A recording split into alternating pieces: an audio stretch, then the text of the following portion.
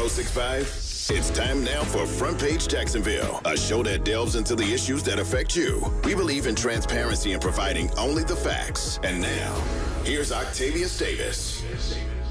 Oh my goodness. The month, or rather should I say the year of January 2025 has finally come to an end. Good Googamuka. I know that technically the month of January is a month, but it felt like an entire year. And this last week, this was a rough week. I'm not even going to hold you. It's been a very rough week, socially, politically, professionally, personally. From a community standpoint, it has been a very rough week. But if you can hear the sound of my voice right now, congratulations. We made it to another opportunity to see a new day. We're in a new month now. Happy Black History Month, I think. For now, at least, I can share those sentiments with you. But, you know, I want to just quickly peel back some of the heaviness from this last week of January. For those of you who work in the nonprofit sector, your organization being reliant on federal funding, I believe it was Tuesday when pandemonium was unleashed throughout the nonprofit world, because Donald Trump signed an executive order halting all disbursements starting at 5 p.m. on Tuesday. So the executive order, if memory serves me correctly, the executive order was signed on Monday, but it really, caught on in terms of hitting different news outlets on Tuesday.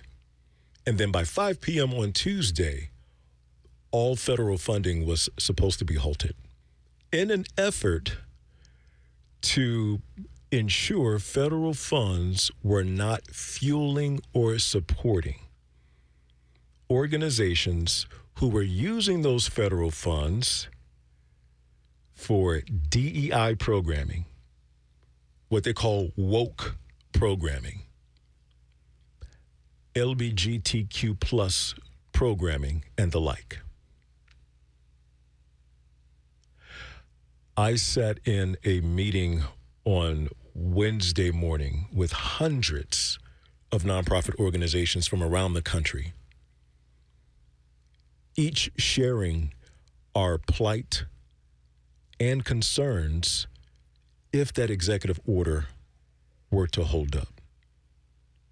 Do you know how many families? So it's very layered, because if the funds stop flowing to the nonprofit organizations, whatever sector those nonprofit organizations specialize in, right? The families in the community, the groups of people within the community that they support, those funds would stop, preventing them from being able to service that community.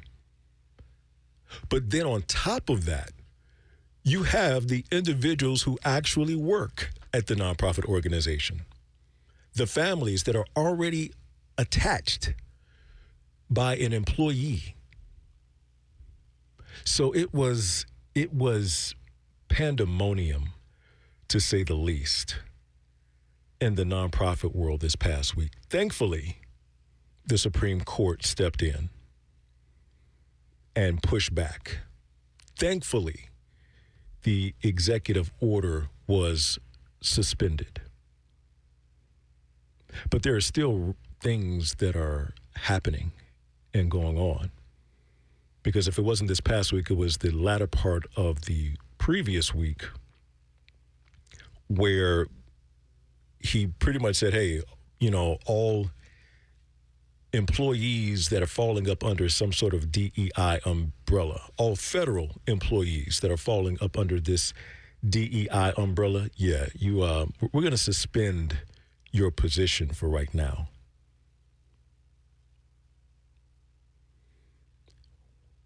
ladies and gentlemen, Friday just concluded week 2 of him being in office. Friday just concluded week 2.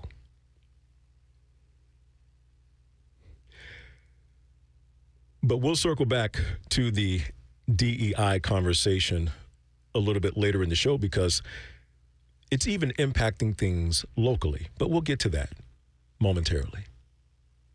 Another aspect of heaviness from this past week, it's been all over the news nationally with the unfortunate helicopter crash and plane crash, 2 plane crashes at this point this past week. And I do not want to spend a lot of time on this topic. Call me superstitious, but call me what you want. My wife is on a flight right now, leaving Buffalo, New York, returning home.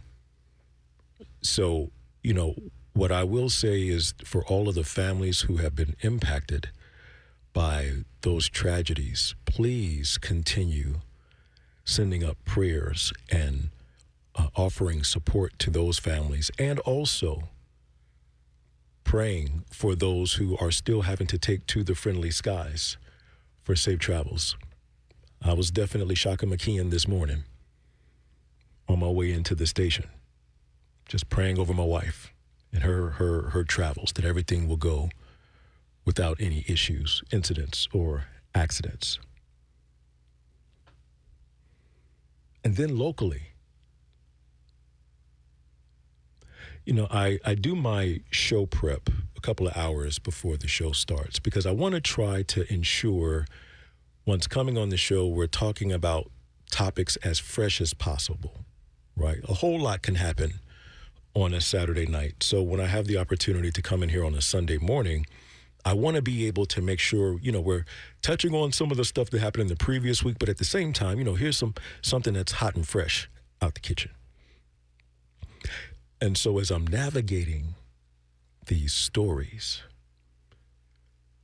I can't count the number of stories I came across just this morning alone of children, babies, being murdered here in Jacksonville by some form of car accident, being run over. 15-year-old young man on the west side, gunned down. Another young lady, 7 years old, hit and run accident.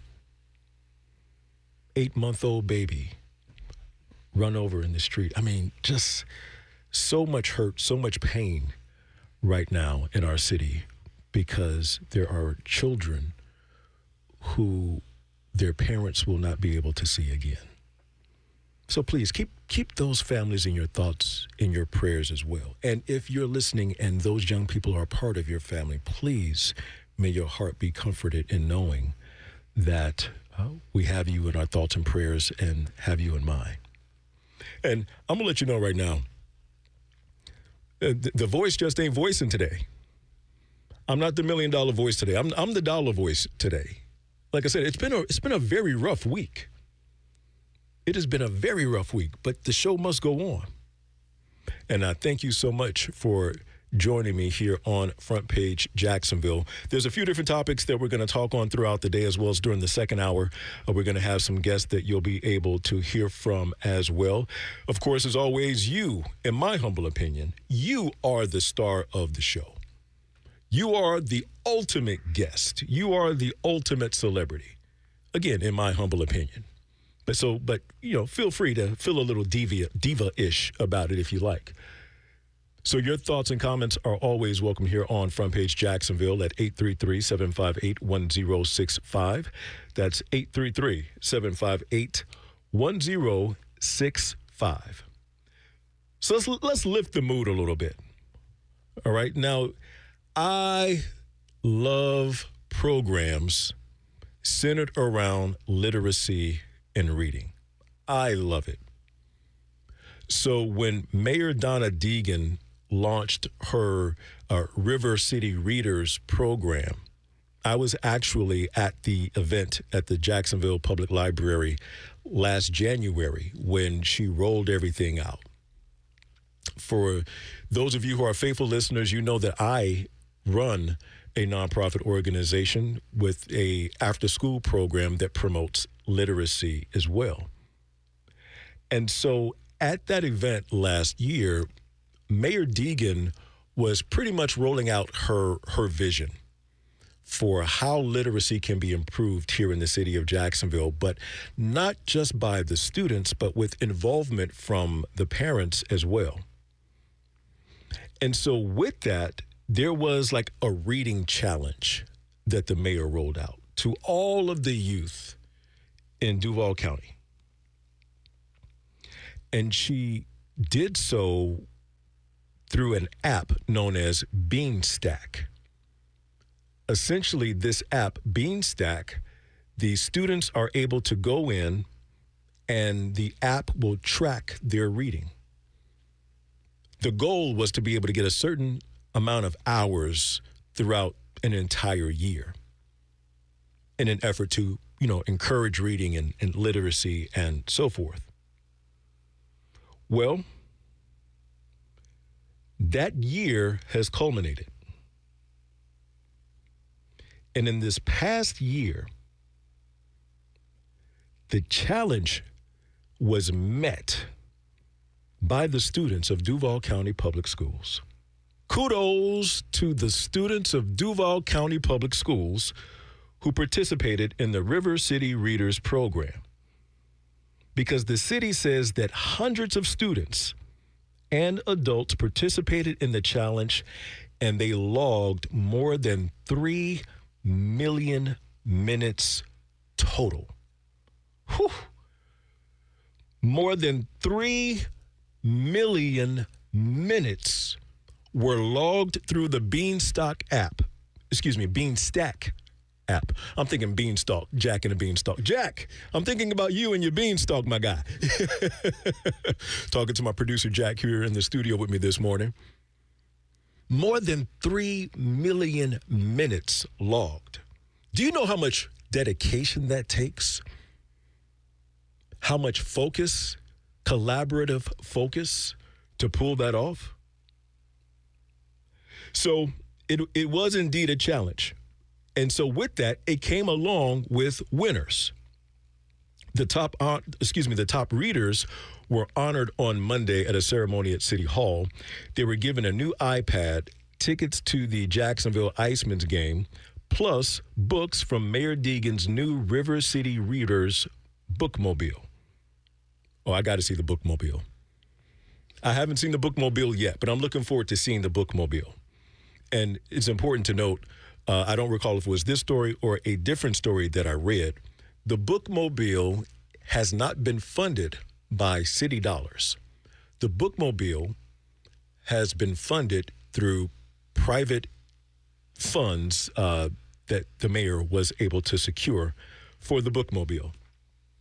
But either case, here are the winners. I'm going to take time because I want to name each of the names and give a shout out to the schools for these young people that participated in the River City Readers program. Now, let me give a quick PSA.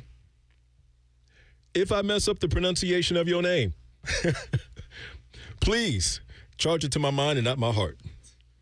Please know $1 Million Voice or Dollar Voice today is doing the best that he absolutely can with the pronunciations. But here we go. So it's broken down into different categories. We have pre-K, then there's ages 6 through 10, ages 11 through 14, ages 15 through 18, and then the adults are also recognized. So pre-K, you're up. You're on deck. Evelyn Cawley from Anchor Academy Elementary School. Tavi McCarty from Melrose Preschool. Kaya Rasmussen Lee from Jacks Beach Elementary School, and Owen and James Straker, pre-K. Here are the winners for 6 through 10-year-olds. Bo Archer, Jacksonville Country Day School. Hayden and Heaven Fussiller, or Fussler, Aura Brown Gifted and Talented Academy. Ada Rowland, homeschooler. Castile Strickland, Northwestern Legends Elementary School. Kingston Wilshire, Arlington Heights Elementary School. Now moving on to ages 11 to 14. Felix Adani, San Jose Prep. Frederick Mitchell, KIPP Impact Academy. Travis Muller, Bridge to Success Academy. Roe Rowland, homeschooler. Shout out to the homeschoolers. Shout out to the homeschoolers. A few months back, we had Mariah Perryman from our homeschool Jacks here on the show talking about the importance and impact of homeschool. So I'm glad to see homeschoolers here on the list. Emmanuel Shaban that's probably Shaban. But again, I gave my PSA on the front end, so don't be mad at me. From Northwestern Legends Elementary. Shout out to them. Now moving on to ages 15 through 18. Kendrick Battle over at Frank H. Peterson Academy. Madison Holst, another homeschooler representing. Kendra Kirby, Frank H. Peterson. Sky Nash, Douglas Anderson School of the Arts. Ian Peppers, Frank H. Peterson Academies. Bravo to each of you students. Bravo to each of you for crushing the River City Readers Challenge. And now I want to highlight the adults. Now, I'll be honest with you, I don't know what role the adults played in the challenge. I'm assuming it was a city-wide challenge that both students and adults can participate in. That's what I'm assuming, because the story didn't really give me a whole lot of insight as to, where the adults are coming from. Initially, I thought the adults were probably the parents, but they would have clumped the parents next to the student's name on the list. But either case, the adults that are being recognized for the competition: Dolores Johnson, Layla May Wynn, Adam Matthews, Jennifer Madison, and Grace Ortiz. Congratulations. Yeah, and keep it up. Keep up the great work. Hopefully, this year, because we've now entered into the second year, the program launched in January of this year. So now this is year 2. 3 million minutes were logged in year 1. I'm curious how many minutes will be logged in year 2. Because, usually the inaugural event of whatever, that's a nice little start, right? But then as the momentum continues to grow, so does the results. Man, that is awesome. And it is indeed this story. I shared a moment ago how Mayor Donna Deegan has a bookmobile, and I mentioned that it was funded through private funds. It is mentioned right here in the story. The program is now continuing into its second year, which I just mentioned. The mayor plans to take her newly unveiled, privately funded bookmobile into every neighborhood in Jacksonville to continue the literacy effort. Now, I'm going to tell you, I think it was pretty smart for them to add that little line here in this story about her unveiling her new privately funded bookmobile, just because something that I've noticed so far during Mayor Deegan's tenure, City Council, they be all over her when it comes to the spends. Yeah, they're pretty strict when it comes to the spends, wanting her to give account. So she said, I got something for y'all. I ain't going to use no city funds for this. I ain't going to ask y'all for not nan cent. I'm going to use some private funds to get the bookmobile so that I can get it the way that I want it, get it done right, and be able to go out and service youth throughout the city of Jacksonville. So kudos to you. Congratulations. Now, I will say this. If you paid attention to the names of the schools throughout the list, I do not see a high concentration of representation from schools on the north side, schools on the east side, or schools on the west side. So I'm truly hoping that once the bookmobile hits the streets, it will also be in at-risk areas right here in our community on the north side, west side, and east side, so that we can ensure equity from an educational standpoint here in our community. Hey, stick around. A lot more is on the way. You're listening to Front Page Jacksonville. Now back to the show that informs you and discusses the issues. Front Page Jacksonville on Hot 106.5. 833-758-1065 is the number to call to join the conversation here on Front Page Jacksonville. If you're just tuning in, good morning to you. Welcome, sleepyhead. What took you so long to join us? You know Front Page starts at 6 o'clock. You're 26 minutes late. I've been missing you. Been waiting for you. Where you been at? But now, welcome to the show. Thanks so much for hanging out with us this morning. So I want to stay here in the realm of education. Before the break, I was speaking about Mayor Deegan's River City Readers winners for the River City Readers Contest. And so I want to stay right here in the area of education, just an additional moment or two, because a new Florida House bill was passed in 2023 that requires school districts to start no earlier than 8 a.m. for middle school and 8:30 a.m. for high schoolers. Now, the goal is to help students get more sleep and reduce sleep deprivation. Florida school districts must change their start times by the 2026-2027 academic school year. So we have the 25 school year that's coming up this fall, but the school year after that, students will be starting at a new time, according to this Florida House bill that's passed. What are your thoughts on that? Now, I'm going to keep it a buck with you. They say that the goal is to help students get more sleep and reduce sleep deprivation. I don't know about them meaning the Florida House. I don't know if they have teenagers. I don't know if they have middle schoolers and high schoolers. I don't. But I've raised a couple of them. Have one right now. He'll be 15 years old in 10 days. They don't sleep. Okay? It's Fortnite. It's Call of Duty. 1, 2 o'clock in the morning on a school night. Oh, well, why you let your child stay up all times of night? Well, look, whoa. Hold on. We have Wi-Fi restrictions on his devices, so it cuts off at a certain time. But what we found is even when the Wi-Fi is cut off, the boy still doesn't sleep. And he will still get up at 5:45, get ready for school, get to the bus stop, and, finish out his school day. So I hear them saying, get more sleep. I think if those of us who remember what it was like being out at that bus stop in high school especially, 6:30 in the morning, right? It's like hindsight being 2020, I think back on it like, man, I would have loved to have been able to start school later so I can get more sleep. But that's a full-grown version of me. The younger me, the high school me, I'm like, no, I want to be able to get out of school earlier so I can have more day to be able to do what it is that I want to do. So if that means I got to be at the bus stop by 6:30, school start by 7:15, but I'm home by 2:45, so be it. But with some of these proposed scheduled time changes, it's going to be very interesting to see how families will be able to navigate these waters, because one of the proposed scenarios is high school students would start at 10:30 a.m. and finish at 5:15 p.m. That is a job. That is a bona fide W-2 job.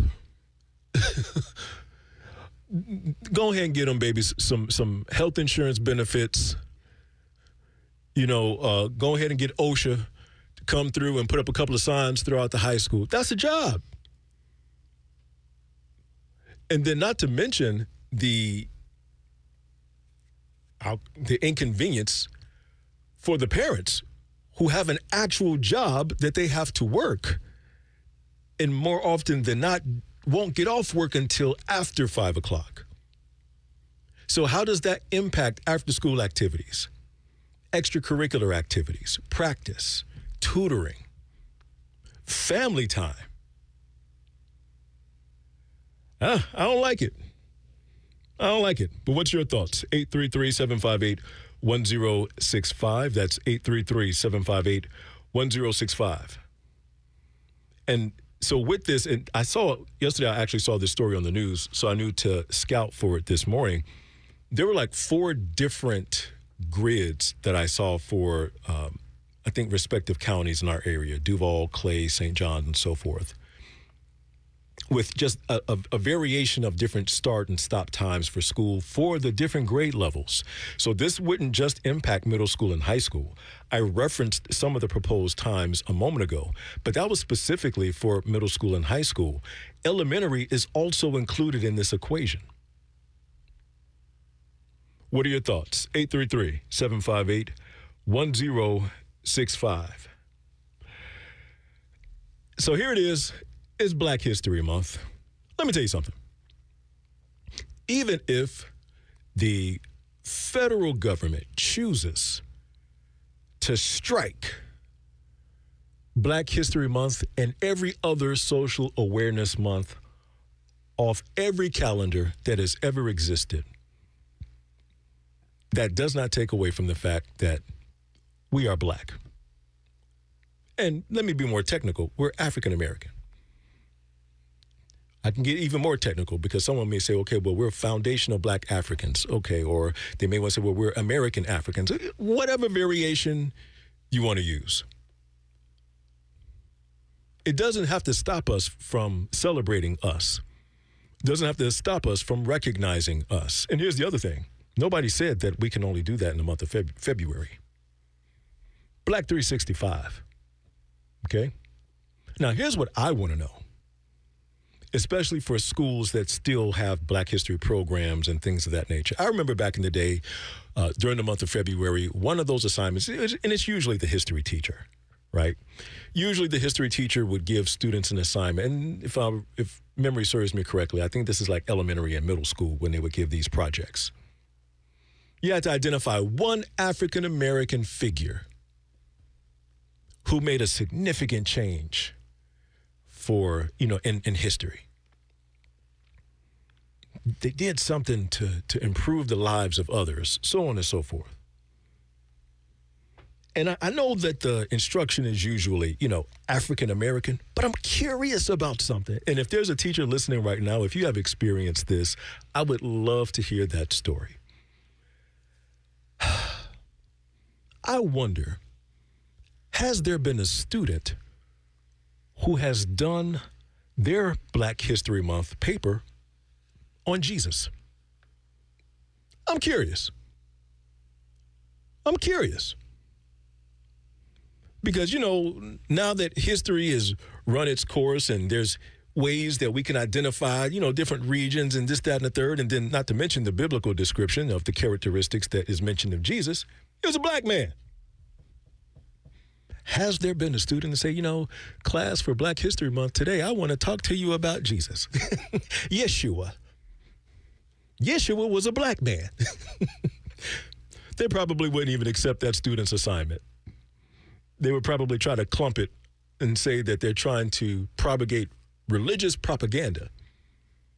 Even though, for anyone who may be a religious historian, well, if Yeshua was a Black man, and if it's documented history, that's history. Black History Month. Notice it's not African American History Month. I think some people term it that, but it's Black History Month. We're going to give Yeshua some love in class. Now, parents, if your child is listening to this show right now and they say, aha, that's it, that's a great idea, and they get sent home for a couple of days, I apologize.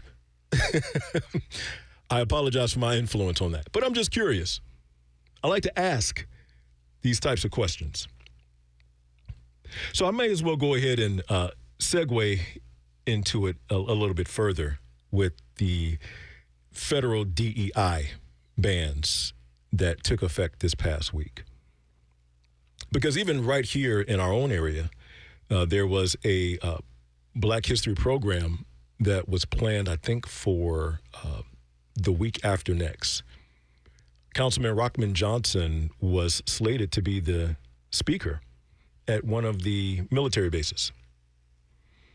And once this federal ban came down, guess what? The program was canceled.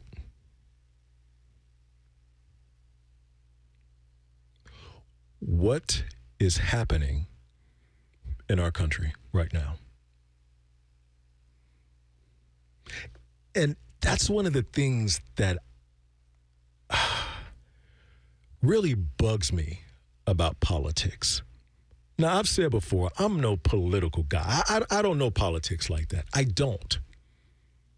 I learned just enough in political science while I was in college so that I could graduate. I didn't retain any of that information.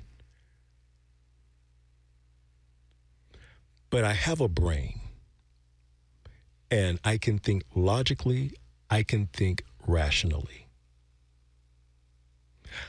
I don't mind differing opinions. However, the way the political game, because that's exactly what it is. It's a political game, but it's also political theater. The way that it's being played and portrayed is very challenging for me to swallow. And this is regardless of what side of the political party fence you stand on, because all the sides play games. All the sides use buzzwords. All the sides try to position themselves as if the other side is the real nemesis, so on and so forth. But I don't understand the significance of striking down these programmings. This week, the Defense Intelligence Agency ordered a pause of all activities and events related to Martin Luther King Jr. Day, Black History Month, Juneteenth, LGBTQ Pride Month, Holocaust Remembrance Day, and other special observances. The two that I'm most interested in, the two groups that I'm most interested in seeing how they'll respond to this is the LGBTQ plus community and the Holocaust Remembrance community, the Jewish community. I'm curious to see how they're going to respond to this. Because right now, I believe the African American community is kind of feeling the brunt of it because, it's February, right? It's February right here. And then y'all striking stuff down on the Black People Month, right? It's like it can kind of feel that way. But later on in the year, when these other awareness months come around, what's going to happen? How are they going to react to that? Now, again, I said a few moments ago, we do not need the federal government's permission or approval to celebrate us. And that us is not exclusive to the African American community. The LGBTQ plus community can celebrate themselves whenever they choose. The Jewish community, the Holocaust community, whenever they choose, right? I believe Women's Rights Month is another one of those special observances that's been struck. Women can celebrate themselves whenever they want, 365. So we do not need the federal government's permission to celebrate us. But so what are we quote unquote, and I'm doing air quotes literally. If you're watching the YouTube show, I'm doing air quotes. You can follow me subscribe to the YouTube channel at The Million Dollar Voice. That's youtube.com/at The Million Dollar Voice. What are we really missing out on? That day off at work? That floating holiday? Maybe a parade? Maybe a special commemorative event that may be funded by federal dollars. But guess what? Each of these interest groups that I mentioned, observance groups, do you not believe we couldn't pull together resources for our respective social awareness observance month and do those exact same things? So what are we really missing? What is the true goal of all of this quote unquote, and that's too many quotes all in one segment. I'll stop with the quote unquotes. I've said it too many times in this segment. What are we truly missing? What are we truly missing out on? Because they said, we don't want our federal dollars to support XYZ Observance Month. Well, I'm going to go back to something that I said last week when he signed that first order of striking down DEI programs and so forth. And last week we spoke about different corporations that were removing their DEI initiatives. Because we have to remember some of these things are to rile us up emotionally and become distracted from the things that really matter. I said last week, which applies today as well, we have to learn how to harness the power of so. So? I don't care that Target is no longer supporting DEI initiatives because we looked at the research. We see the data. DEI programs and initiatives have primarily benefited Caucasian women. Caucasian women are the number one beneficiaries of DEI programs and initiatives. So, how about we galvanize as a community and support Black-owned businesses who sell the products and the resources that we would have gone to a big box store to purchase? It's really that simple. It really, truly is. We have to be willing to make the mental adjustment and allow our dollars to flow where they are welcomed. But I could be wrong. What are your thoughts on that? 833-758-1065. This is the hot topic today. I'm going to make this the hot topic throughout the rest of the show. What are your thoughts on federal agencies striking DEI programs and initiatives and social awareness months? What are your thoughts on that? How do you feel about that? And here's a better question. How does that impact you? And that's probably the real question right there. How does this impact you personally, professionally, as a community? I know what the intent was when those programs were put in place. But again, it's already been determined. Caucasian women are the primary beneficiaries of DEI programs and initiatives. So what are we mad about? 833-758-1065 is the number to call. Want to hear your thoughts, want to hear your comments right here on Front Page Jacksonville. I'm Octavius Davis. Front Page Jacksonville resumes on High 106.5. If you're just tuning in, welcome to the show. Before the break, we were talking about the federal DEI ban. They taking away Martin Luther King Day, Black History Month, Juneteenth, LGBTQ Pride Month, Holocaust Remembrance Day, Women's Rights Month, and many others, striking it across the board. It's already impacted us locally. Councilman Rockman Johnson was supposed to speak locally at a military event, and they shot him in the email and said, nah, player, it's canceled. We're not going to be able to move forward with it. So federal dollars, or rather the federal government, no longer wants federal dollars to fuel any DEI, diversity, equity, and inclusion. Woke is another buzzword that's thrown out there. They don't want their money funding any of it. But who says our money can't continue to fund it? Who? I remember in the fall when I was with my after-school program, I do the $1 Million Voice Academy, a 8-week literacy program where I use the art of voice acting to help build more confident readers in the classroom. So I'm in a room of 20 kids that look like me. I love it.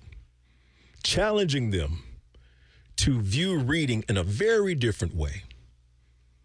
And so during one of our sessions, I said to them, who told you that you have to simply read? And I'm going to read a line to give you an example. Who told you that you simply had to read in this way? This week, the Defense Intelligence Agency ordered a pause of all activities and events related to Martin Luther King Jr. Day. Who told you that that's the only way you had to read? Who said that you couldn't put expression behind it? Come up with a character voice as you're reading it. Make it fun. Who said that you can't do that? And I went around the classroom and I asked each student, did your teacher tell you that? They said, no. Has your parents told you that? No. So then why are we approaching reading from a boring perspective? And when I said that, that unlocked the floodgates. Then when they step to the microphone, because I use an actual microphone, I have a set up speakers, everything, as if they're voice actors. Now, when they would step to the mic to read their story, now I'm getting all these little weird, kooky voices that they're reading, and their classmates, they're laughing because they're enjoying it and they're having fun with it. Well, I ask the same question of us. Who said we couldn't fund our own Martin Luther King Jr. parade? Because I've been to plenty MLK parades here in Jacksonville. I don't know how it's done in other cities. I'm just going to talk about Jayville, right? Especially back in the early 2000s. You had the different school bands come out. You know, you chart out the little path throughout downtown Jacksonville. You have vendors and floats, they sign up to drive their vehicle to promote whatever business or whatever they got going on. People walking, holding signs and throwing candy at the people who standing on the side of the streets. That's not very expensive to do. A few city ordinances get with JSO, blah, blah, blah. Some money will be spent, but it's not very expensive to do, to throw a parade. So we can't allow ourselves to become emotionally sabotaged when the media and even in the political circles start throwing these buzzwords around as if it's actually taking something from us. Because this same buzzword, DEI, was used by the White House in reference to the unfortunate tragedy of the plane accident in D.C. Something along the lines of DEI hires at the FAA is what ultimately caused this accident. What kind of rubbish? That is nonsense.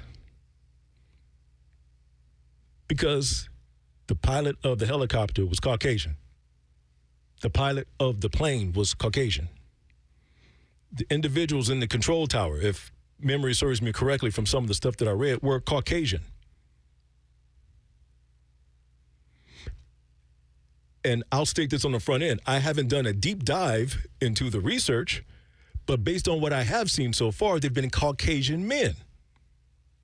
So how would a DEI hire be responsible for that? Especially when we've already stated that the largest benefactors of DEI programming and initiatives have been Caucasian women. See, those are buzzwords that they try to use to try to put it into, it's like a dog whistle, right? Because diversity, equity, and inclusion, DEI, that's just a new school word for affirmative action. And typically when people hear affirmative action, they think black people. So now when people hear DEI, they think minorities, people of color, African Americans, individuals whom they want to paint the picture and control the narrative of being underqualified to do particular jobs. It's a lie. That wasn't on us, my guy. That wasn't Denzel Washington's character from that airplane movie he did a couple of years ago. There was no black pilot in that. So that's foolishness, man. Political theater. I don't like that kind of stuff. 833-758-1065 is the number to call if you'd like to join Front Page Jacksonville. Today's hot topic: how has the striking down of diversity, equity, and inclusion programming impacted your life? How has it impacted you? How will it impact you? Now, I said a moment ago, for those of us in the nonprofit world, Tuesday, when word started getting out about the the executive order Trump signed for all federal funding to be halted come 5 p.m. this past Tuesday, until they can determine whether or not those funds were supporting DEI programming, so on and so forth. Oh, it was pandemonium in the nonprofit world.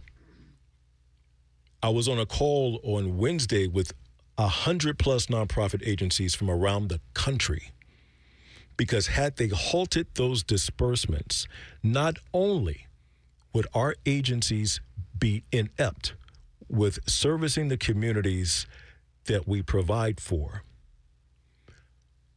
the employees, the team members, the workers at those agencies, their livelihoods would have been in jeopardy. So that's an example for me, speaking for myself, because I work for an agency where more than half our funding is federally funded.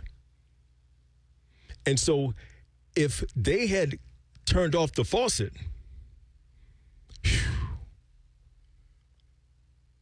it would have impacted my family. And we still aren't out of the woods yet. Meaning we as nonprofit organizations, because there is a severe attack on diversity in this country. Severe. But as I also stated earlier in the show, we just wrapping up week 2. We just wrapped up week 2. His second term has unlocked a new level of Jumanji that I don't think any of us are prepared for. 7 days, 10 days, really, because it's only 5 days in the work week. In 10 days, player? The heartbeat of the community. Front Page Jacksonville returns on Hot 106.5. Hey, we're back on Front Page Jacksonville. Thanks so much for hanging out with us. Train, you there, brother? I'm here, man. What's going on, my man? Yes, sir. Hey, thanks so much, man, for hanging out with us here on Front Page Jacksonville this morning. So we got the 10-year anniversary experience for A-Train Live. Yes, man. A-Train Live, the experience. We're celebrating our 10-year anniversary this Thursday. So let me ask, man, 10 years. Now, have you been doing comedy for 10 years, or is it 10 years for the show? No, it's 10 years for the show. I've been doing comedy now going on 12. Yeah. So what can 10 people years expect for the show. What can people expect when they come out to the show this Thursday night? Oh, man, you know how we do. We always get the people what they paid for. Yep, absolutely. And so actually this show will be the biggest A-Train Live that we've done in 10 years because it's the anniversary, so we got to go all out. Sure. And I got several phenomenal comedians that's coming in that will be celebrating with us, rocking out. We got, I don't want to give everything away because some of it is a surprise. Yep. But I got to tell you, the lineup, this is the biggest lineup that we've had in 10 years. And I'm bringing back some of the comedians that has hit the stage with us in this 10-year run. You know what I'm saying? It's the anniversary. So we got Steve Brown coming in. We got Barbara Carlisle coming in, Marvin Hunter, Mark Gregory, Darius Bradford. We got Sylvia Traymore Morrison. Listen, man, I'm telling you, the lineup is so crazy. And that's just on the comedy side. And we got other avenues of entertainment that we got in store for you guys as just a surprise. You know what I mean? So, yeah. And I'm so glad you said that because originally I was going to give like the whole rundown. I'm like, oh, they got this coming. They got this person coming. So I'm glad you said, no, we're going to say some. You know, you whistle a little bit with some of the people that's going to come out. But if they want to have the full experience, they got to come out there on Thursday night at 6 p.m. over at the WJCT studios, correct? Yes, sir. The doors open up at 6. Absolutely. Yep. Now, I want to ask you a question real quick, Train, because, you know, we follow each other on social media. And brother, yeah. you got to. You're always popping and locking. Dropping it like it's hot. Well, I won't be dropping it like it's hot too much longer, boy. 50 is coming. You hear me? 50 is around the corner. But around the corner, brother. Talk to us about this video. So you posted a video maybe earlier this week or last week on social media on one of the cruise ships that you perform. And this video has racked up millions of views so far. Oh, my God. Dude, what was going on? What is this all about? Man, listen, as of yesterday, I was looking at it, man. That thing is over 4 million views, man. And wow. You know how social media is, man. You never know what's going to pop, you know? Yeah. And it was a slide that I got on, on the ship. You know what I mean? Mm-hmm. Sometimes they have those water slides. And this was very similar, but it just didn't have water in it. And it's a slide that goes from deck 16 all the way down to deck 8. You know what I mean? Yeah. And but the beginning of the slide, there's a bag. Yeah, that bag looked a little suspicious, bro. That bag looks suspicious, man. And everybody is like, is that a body bag? Exactly. You know what I'm saying? Look a little suspect. You bold for even giving it a shot. Yeah, it's like, you know what? If the slide come with a body bag, I don't need to get on that. So, yeah, man, the body bag slide has been the talk of the week. You hear me? Yes, sir, man. Hey, man, well, kudos to you, man, just for getting that engagement on your social media content. I saw one person comment, and they basically said, and I agree, the way that you're laughing down that entire tube is hilarious. and one person commented on that. It's like, it's the laugh. It's you being able to hear your laugh echoing down, 8 different decks as you're going through that tube, man. Yeah, it's like he's the new villain with a laugh like that. He has to be the new villain. Man, well, bro, I am happy for you. 10-year anniversary, A-Train Live, the experience. Before we wrap this up, I have 2 questions for you. The first question, still in the realm of what you do as a comedian as well as cruise ships, you have something special going down this summer. Is it Jamaica? Yes, sir, man. So we're doing A-Train Live, the experience in Jamaica in honor of my 50th birthday. Told you, 50 every coming. August. Yes, sir. Every August we dedicate that show, to my birthday. So this August, I'll be turning 50, and we're doing A-Train Live, the experience in Jamaica at the Grand Palladium Resort and Spa. It's a 5-star resort, all inclusive. We're going to have a comedy show. We got Junior from the Steve Harvey Morning Show. He's performing. We got celebrity DJ Oxygen. We're going to have a beach party, man. 95 South, you know what I'm saying? They're going to be performing at the beach party. I be seeing your videos. You be doing some of their dances here and there. You know what I mean? And then we got some other concert. Got a white party. It's going to be a blast, man. So that's August 2nd through August 5th. August 2nd through August 5th of 2025, man. And people can go to my website at comedianatrain.com, and you can look up the details and information on there so you can book and secure your room. We're over halfway sold out, man. So all the rooms are junior suites with ocean views.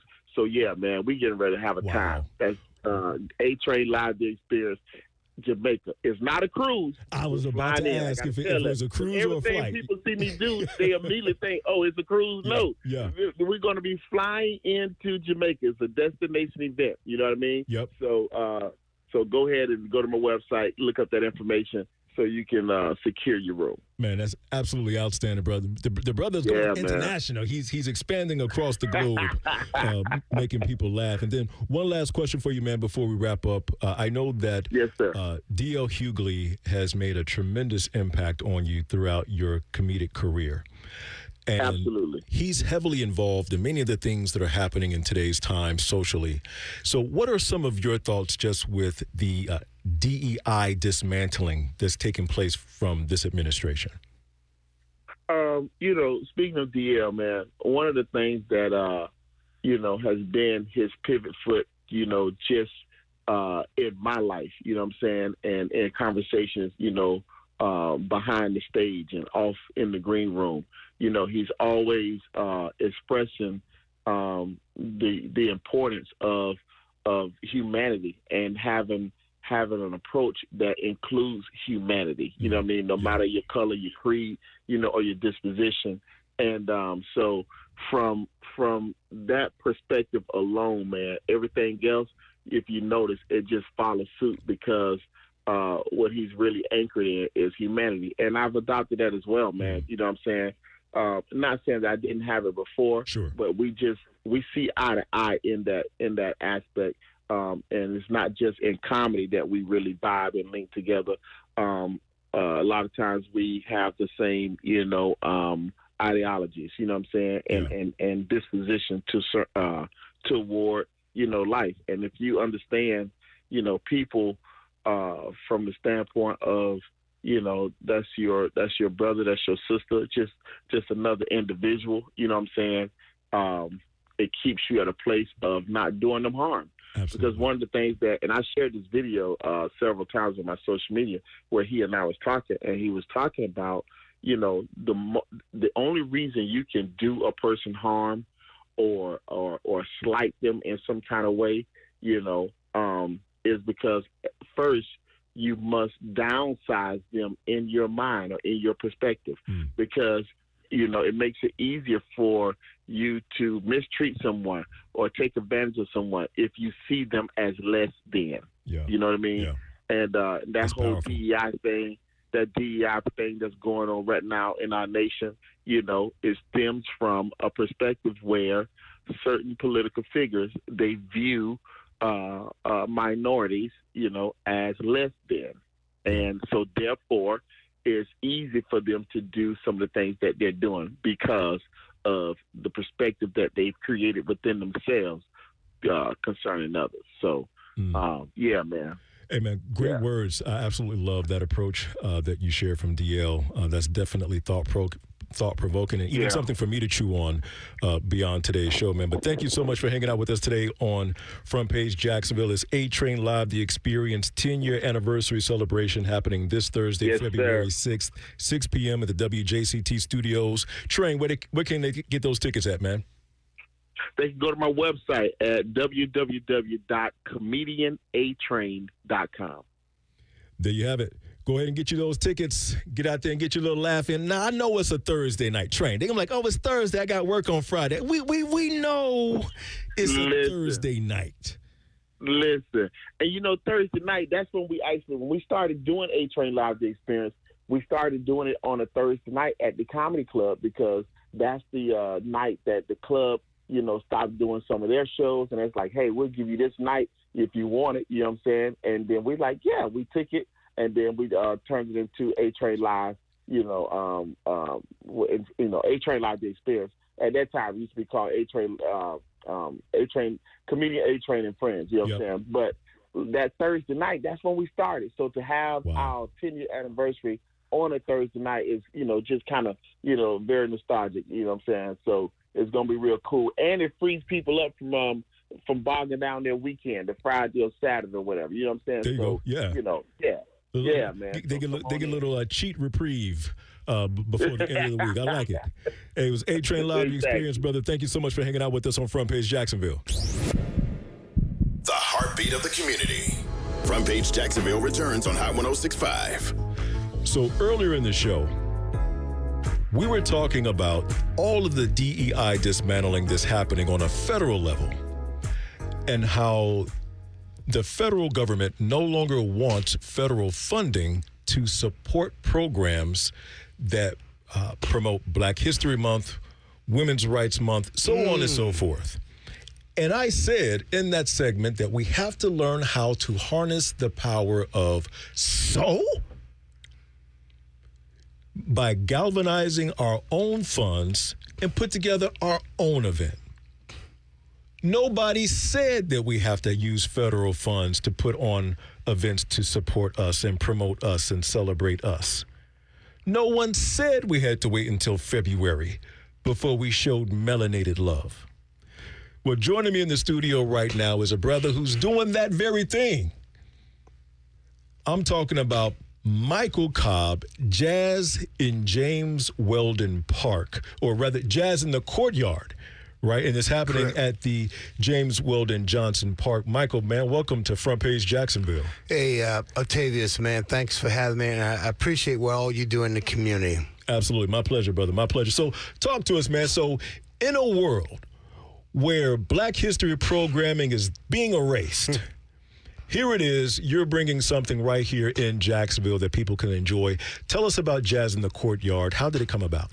It came from a vision to give Black businesses exposure. I'm going to give my wife a shout-out, Mona Cobb, who she owns Accentuate Elevate Your Style Boutique.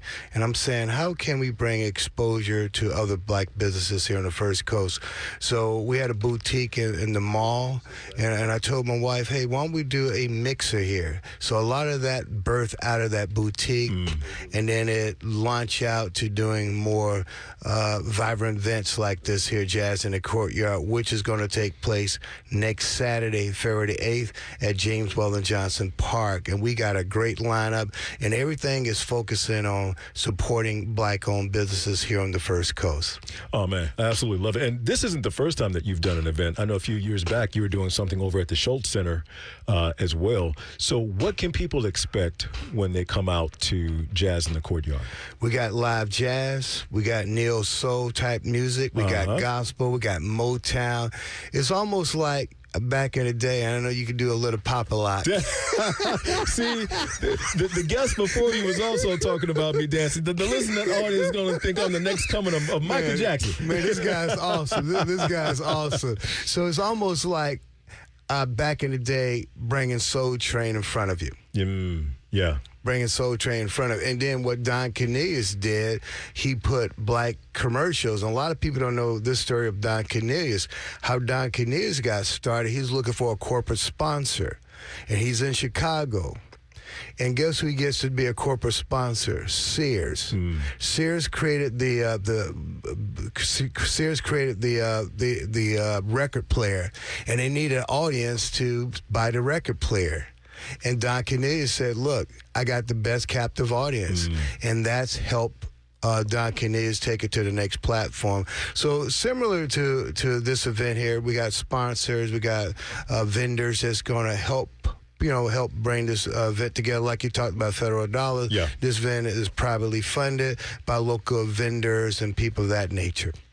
And you're doing a special tribute to Whitney Houston, Motown, Luther Vandross, gospel music. You know, I haven't seen the was it Never Too Much, the documentary for Luther? I haven't seen it yet. Have you had a chance to watch it? I haven't seen it, but that's how Luther got started. He kept doing these jingles, and Roberta Flack fired him, said, "You too good." And then, but here's the key, and you know about this, Octavius, you got to make your magic moment happen. Yes. Quincy Jones kept telling Luther, "We're going to produce you, we're going to produce you," and he could never connect with Quincy Jones.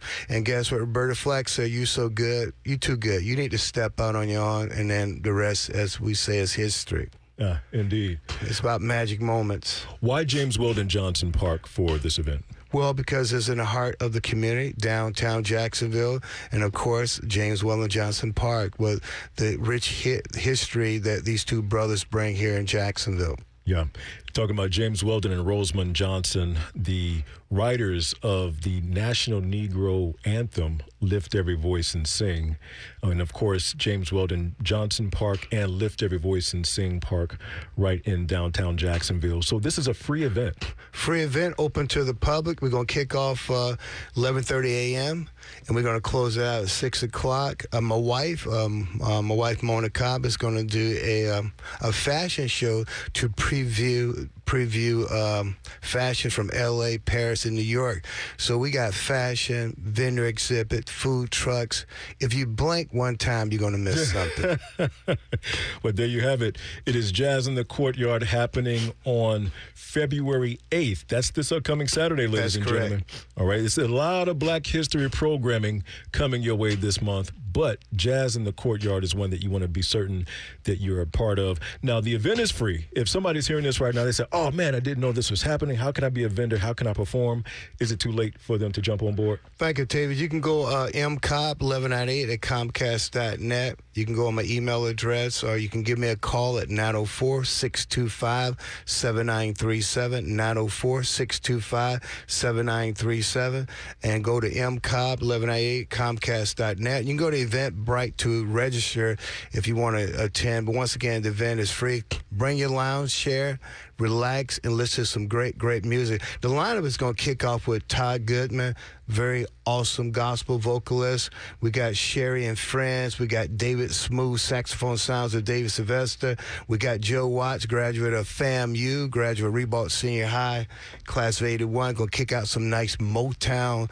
Yeah. He's classical as well. He travels a lot across the world. And then we got Kristen Thomas. She's going to do a tribute to Whitney Houston. Oh, but she got to come with it. She going to do a tribute to Whitney. She got to come with it. And I'm sure she will if you got her on that lineup. Yes. So this is going to be a great, great event. Like I say, we're going to kick off 11:30 a.m. You definitely want to come early to get that spot. The weather's going to be perfect. It's going to be beautiful weather. Because, some people say I'll be walking downtown or doing an event 6 months prior to doing an event. Man, how's the weather? I'm like, I got to step out in faith. I don't look at the weather. Yeah. You know how people wired a certain way. I'm wired in doing events, so I step out in faith. Now, I'm going to say this here. We did a tribute to Luther. It was partly cloudy that day. After we finished the concert, it stormed down and rained. Close to 3,000 people came to that event. Wow. That was about a couple years ago. So Jacksonville definitely come out, share it with your friends. Ideally, I want to make this event maybe like a high school reunion, family reunion. Sure. You got your family, your friends together, and supporting local black businesses here on the First Coast. And just so that you are aware, this is a BYOC event. Bring your own chair. Bring your own chair. Don't come out there thinking you're finna get you a seat up front. No. If you don't bring the seat up front, there won't be no seat up front. BYOC, all right? You're right. And the chairs are very affordable. I like you saying that, Octavius. Hey, I got you back, man. Hey, Mike, man, thanks for hanging out with us on Front Page Jacksonville. Thank you, and thank you for what you're doing here in the community. Absolutely. Hey, stick around. More is on the way. This is Front Page Jacksonville. Now back to the show that informs you and discusses the issues. Front Page Jacksonville on Hot 106.5. 833-758-1065 is the number to call if you'd like to join in the conversation here on Front Page Jacksonville. Today's hot topic item: how has DEI initiatives impacted your life? Or the reciprocal of that question, if DEI initiatives were removed, how would that impact your life? We'd love to hear about it here on Front Page Jacksonville, 833-758-1065. Jacksonville Area Legal Aid. Have you seen this story in the news lately where they're running into some funding challenges?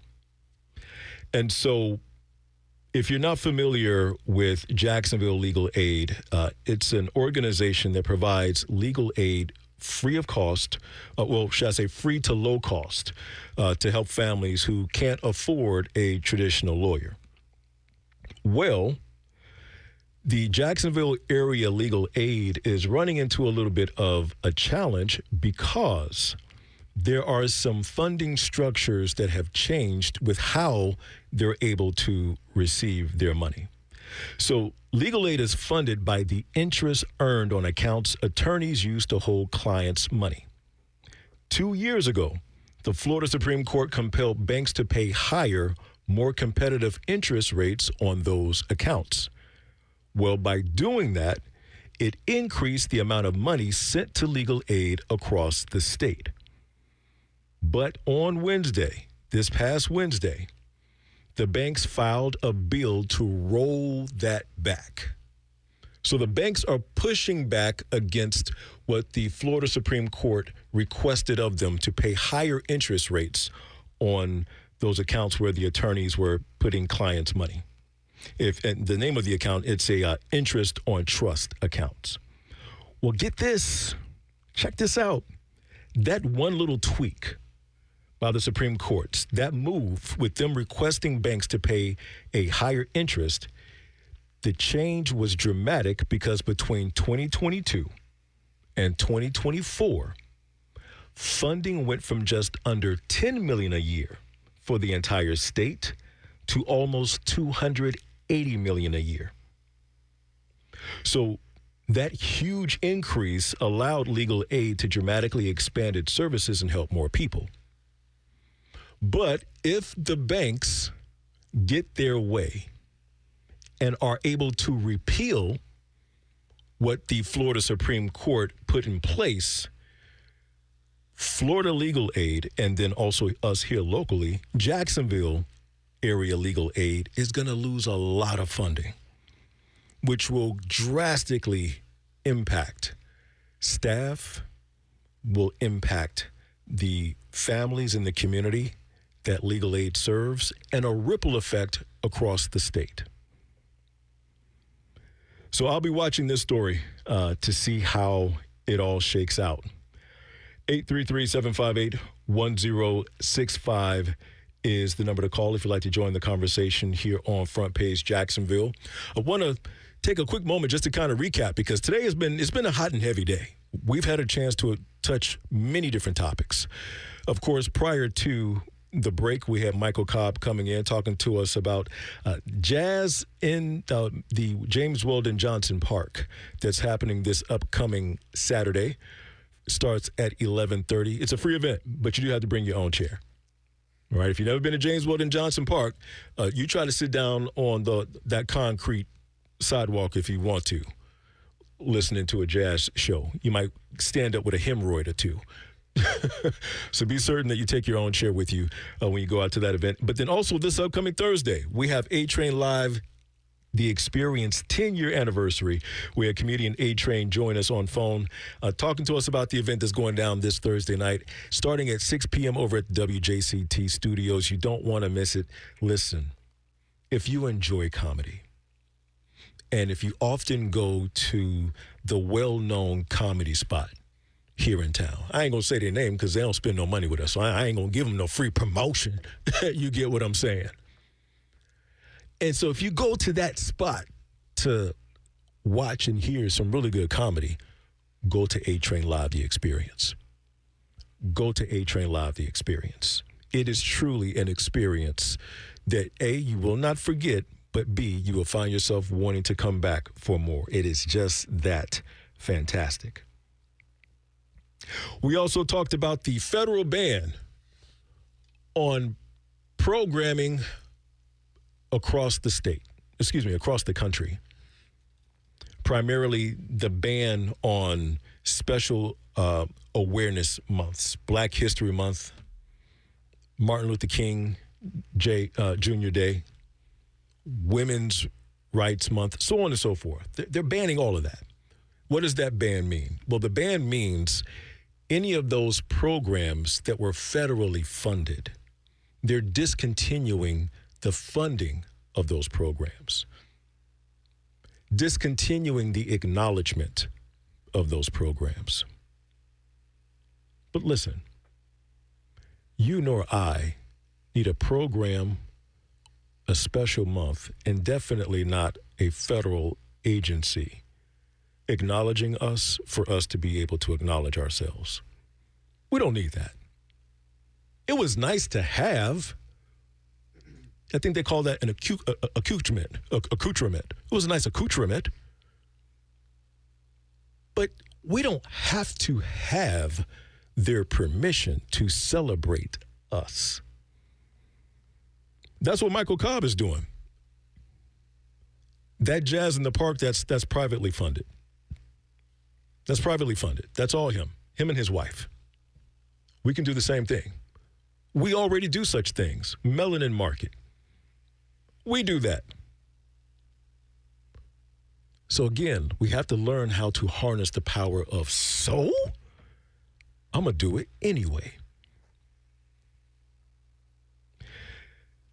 The last thing I want to share with you before we head out of here today, I thought this was interesting. I had not heard about this, I'm going to call it a documentary series, but I'm going to go back and watch the first 4 episodes of Florida Justice. Florida Justice is a true crime documentary series hosted by morning show anchor and I-Team reporter Jennifer Waugh. Wall has been covering crime for more than 25 years in Jacksonville, and in this series uses her deep connections and sources and knowledge of the justice system to provide in-depth investigations into stories that captured the attention of Jacksonville and beyond and tell them in a new and compelling way. Listen, it's called Florida Justice Betraying the Badge. Basically, she does an investigative expose into corruption in the Jacksonville Sheriff's Office. And this is from cases that happened back in the early 2000s and so forth. 4 episodes have already been released. There are 2 episodes remaining. 3 episodes. 3 episodes have been released, 3 episodes remaining. I am going to watch this because I'm very curious on what she's uncovered. Hey, you're listening to Front Page Jacksonville. You're on the air. Good morning, Octavius. How are you, Doctor? Brother Sinclair, I am outstanding, sir. How about yourself? I'm fabulous on purpose. I love it. I love it. Yes, sir. Well, you know, Ryan, we've thrown a lot of stuff out there today, man, and you always add tremendous value when you call into the show. What do you have for us this morning? Thank you. The federal withholding of money and all that good hot chocolate. Back in the day when we did this, we found out that whoever gives the money drive, depicts the destination. Mm. And some of these programs that, quote unquote, were here to help us, they got us to the point of dependency and not believing in ourselves and believing we have to have. Mm. Some guy on the radio said that we don't have to have any money to do our thing. I can't remember his name. He had a voice worth some money. And that's what I grew. Yeah, that's what I grew up on, is that we don't really need them. They need us more. But the real deal is that in the movement in the 60s and 70s, we depended on the people. And every successful organization, every successful thing depended on the constituents instead of the government, because we knew that once the government gave you $1, well, I put it like this: when you get in the cab and you give him money, he don't take you where he going. Mm-hmm. He takes you where you're going. Right. So if you're paying the money, if they're giving us the money, they're driving us. There you go. Absolutely. If we get our own money, we go where we want to go. We are unbothered and unbossed. And for the longest time, all the programs that I know of, the ones that haven't taken money have still been able to exist. Mm. The ones that have been changed and redirected, or even just totally closed out by the city, by the state, by the government. And I think it was, I don't really like being conspiracy theorist. Sure. But it seems that, from the evidence that's going on now, the plan works. Mm. Get them dependent on us, and then just drop everything and watch them fall apart. Mm. And so, I would urge everybody to do what you said. Don Curling and we had a Kwanzaa consortium. What we did is decide to do a Kwanzaa bus. They took a bus and took 50 people out to every black establishment, and they went in there and shopped. Wow.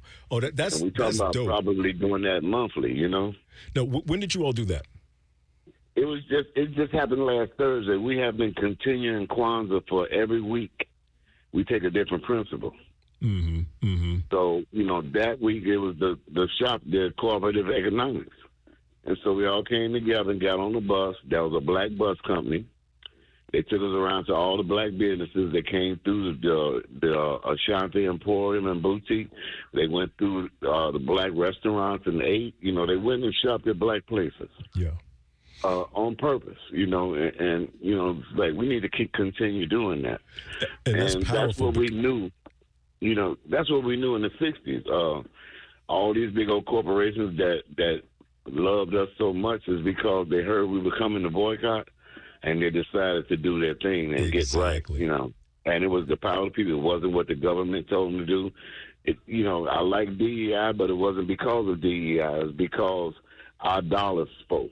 Sure. Our presence with each other spoke when we together. And, they did the right thing. They did a divide and conquer. Let's give a few people money. Let's not give some other people money to make them talk about each other, not focus on the real deal, that we're going to stay oppressed as long as we do that. We're going to stay up under as long as we let them, And, we learn power never concedes nothing without a struggle. It never have and it never will. Say that again, Brother Sinclair. Say that again. Power concedes nothing without a struggle. Wow. It never has and it never will. No act in Congress or anywhere else came about because conscience hit a whole bunch of people. Yeah. Yeah. In reality, we hit to the heart of this land, this capitalism. We hit them in the pocket with the cash. That's the only language they speak and understand. And see, what happened is they got us into that now. We used to be about family and community. Now, everywhere knows, right, get that money, get that money, get that money. And right. If the money's running you got a short way to go. You got a short way to go. And so, that's kind of my thoughts on that. Personally, no president has ever actually affected me by myself. Sure. But it has affected my community, and so therefore I'm concerned about it. Yeah. But for me personally, I continue to do what I do because I have learned to trust myself, make my own way, gather my own things, gather my own money, use my initiative, use my intuition to do what I need to do. So I have not needed help from the outside forces. So I don't know what, I like this show. I like this show for real because it's not a fluffy show and it's not a giggly, although sometimes you be using ebonics and stuff. But I ain't going to say nothing about that. That's for another time. I gotta be me. I gotta be me, Ryan, Well, that's the idea. Seeing that, the part about who told you had to read like this. And, I got in trouble for doing voices in school. And now they pay me to do voices. There you go. Yep. So all them teachers who said, I ain't going to even go there. But anyway, and so the deal was my mother and my grandmother, they all instilled in me, go the way that you feel you need to go, directed by the God that you believe in. Yeah. And you'll go where you want to go. And so that's what I do. And that's what I try. That's what I encourage other folks to do. And I see the same thing in what you're doing here on the radio station. Well, thank you, brother. Shout out to A-Train. He doing his thing, too. Absolutely. Well, thank you, Brother Sinclair, man. I appreciate that so much. No problem, bro. Hey, keep listening, keep supporting us, man. We greatly appreciate you, brother. Stay blessed as always. Front page for life. Front page for life. I love it. I'll probably make that a T-shirt. Front page for life. Front page for life. All right. All right, brother. Be easy. Front page Jacksonville, if you'd like to jump in. We have a few minutes left on the show, 833-758-1065, to voice your comments, thoughts, or concerns on any of the topics that we've discussed today. Let me do a quick recap. We spoke about the River City Readers winners. Now, the River City Readers is the literacy program Mayor Deegan rolled out last year.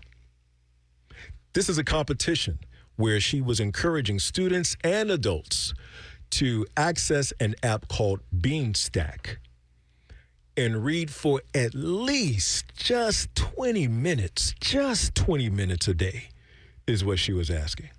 Just 20 minutes. Well, the year has culminated, and they announced the winners based on age group, based on school, who the winners are for the River City Readers competition. And kudos to everybody involved because they accumulated over 3 million minutes in reading. 3 million minutes. That was just the first year of the program, ladies and gentlemen. They just kicked off year 2 of the River City Readers competition. So kudos to Mayor Deegan for this literacy initiative. I absolutely love it. Now, I will say this. As I was looking at the list of schools where these students are from, I did not see a whole lot of representation from the north side, the east side, the west side. So this year, let's make sure we're doing more of a push and a concerted effort to get our other schools represented in this competition, because I know y'all can blow this thing out the water. We also spoke about DCPS's proposed new school start times for elementary, middle, and high school. The times that they're proposing, and which the Florida House has already passed the bill. The bill has already been passed. So the school start and end time, it is going to change. But it won't take effect until the 2026-27 school year. And so I've seen proposals for middle school and high school starting after 8:15, after 8:30 in the morning. I've seen another proposal where for high school, they're saying starting after 10:15 in the morning and dispersing school after 5 o'clock in the evening. Supposedly, the bill came about because they want to mitigate sleep deprivation, allowing students to get more sleep so they can be more successful in the classroom. That sounds like a job to me, especially if they were to go with that time frame that is going to cause students to get out of school after 5 o'clock. No. When you're enrolling that child, go ahead and slide that W-2, that W-2 form across the desk for them to fill out. The job application, all of that stuff. Yeah, just go ahead and find out how they want to ration their benefits, all of that good stuff. Because that sounds like a job to me. Jack, I could be wrong, but does that sound like a job to you? That's my generation says you're 9 to 5. 9 to 5. That's what that is. That is definitely a 9 to 5. One thing I was thinking while you're saying all this is, not just school is going to be affected. I'm just thinking from like the high school perspective. You're saying they're going to get out at 5, but like, the kids who do sports and even club sports, those club teams, those like competitive club teams are going to have to change their entire schedule, even, games and whatnot, depending on what the times are. And even high school sports, like some coaches are just, some people who they had to find, Exactly. And they can't commit to at like, after 5 o'clock, you're doing practice, like school gets out at 5:30, you're doing practice 6 to 7, then, there's just a lot at play that they're playing with fire here. And kids even getting jobs after school too. Oh, I mean, name a job you can get in high school that starts after 5:30, like unless it's like Walmart or something like that. But even Walmart isn't 24 hours the way that it used to be. Yeah. Definitely so. And you bring up a great point, because one thing that came to mind, what they could potentially play with, sticking with the high school scenario, getting out after 5 o'clock, they may shift those practices to the morning. Yeah, that would be interesting. You know what I mean? With the starting at 10, you'd be able to get there early. Exactly. Exactly. Get all clean, shower up, yeah. But it would still create some sort of inconvenience. It's going to still create some sort of inconvenience for the parents, for the students, for the teachers. I mean, the entire system itself, I can see it being a domino effect. So thankfully, DCPS, they have a survey right now on their website that parents can go to vote for the time frame that they are most interested in going forward with. So 26-27 school year is going to be interesting to see what things look like here in the state of Florida. And that's just Florida? That's Florida. Yeah. Interesting. Yep, that is just Florida. I was thinking, one thing I thought during the election is Trump's like education policies. He was going to leave it up to the states. Yeah. And I was just like, I wonder what's the first thing I'm going to see. And already, you said 2 weeks in, and all those big points are starting to hit. So it's just interesting to watch. Just seeing it all unfold. We'll continue to observe and see how everything unfolds. It's only week 2. We're going into week 3.